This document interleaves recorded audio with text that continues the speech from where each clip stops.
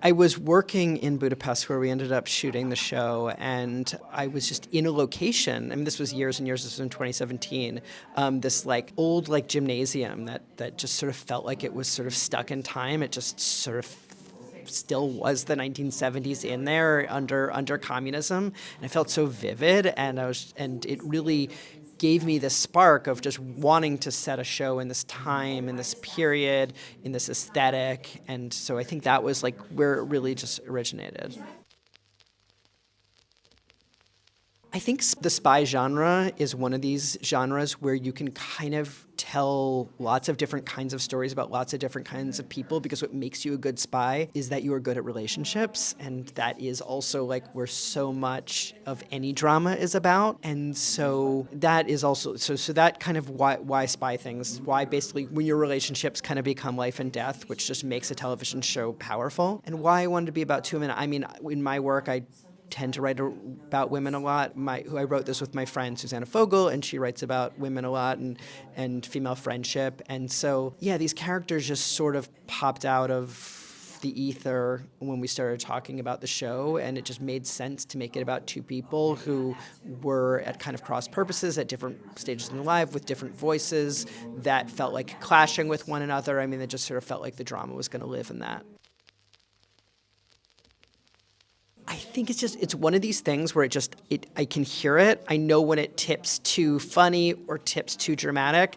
Just happens on set, or like on the page. You just there is a really very specific special tone that the show exists in. And at least for the first season, when no one had seen it before, I knew it, Susanna knew it, and nobody else kind of knew it. And so we just kind of had to hope that we were going to find it. But I think that sort of balance between drama and comedy and high stakes and low stakes is just what real life is. And that is how I like to experience life. And I think that's how I like to experience television. I think it's very boring when a show is just dramatic, or it gets a little cloying when a show is just broad humor. So I think that for me, I mean, I'm really excited about a show that can kind of be all those things.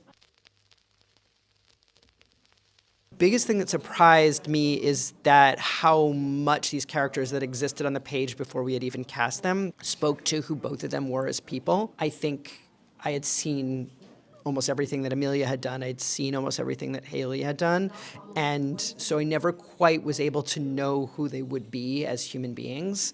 I just, Haley kind of made a joke when we first met that she made this decision to have really good posture when she played Daenerys, so she was never able to be light. And Haley often plays these very all-American, young, coming-of-age, normal girls, but she is, in the best way, an absolute kook. And so, when we met both of them, we were like, oh, you are these characters in so many ways. And so they brought so much of their own experiences and who they really are and how they really feel to it. And it gave both of those characters so much pathos and depth. The thing with friendships in there is just a love story. If they have the chemistry, they have it, and if they don't, they don't. And they didn't meet before we cast them. That was the circumstance of casting them. So they were going to meet on a Zoom, and I just kind of dipped my head in just to make sure it was working, and just could see them laughing together. And I just filled with such joy that they loved each other instantly, and they're just kind of bonded sisters for life. And I think maybe the show would have worked if they didn't have perfect chemistry, but not to the degree it does. I mean, those characters, they both feel like they're part of me, and I have no difficulty writing those characters. I could write them forever. I think sometimes when we were writing some of the Soviets, those were maybe a little bit more challenging. I wanted to be specific with them. They just didn't. Andre, for instance, just didn't connect a lot to my experience. But I think this show just flowed really easily. I think sometimes you write things and it's a struggle. And this show is not that. I think these characters just feel all of them feel like just a part of my brain. Yeah, it was a mix of, so Emilia doesn't speak any Russian.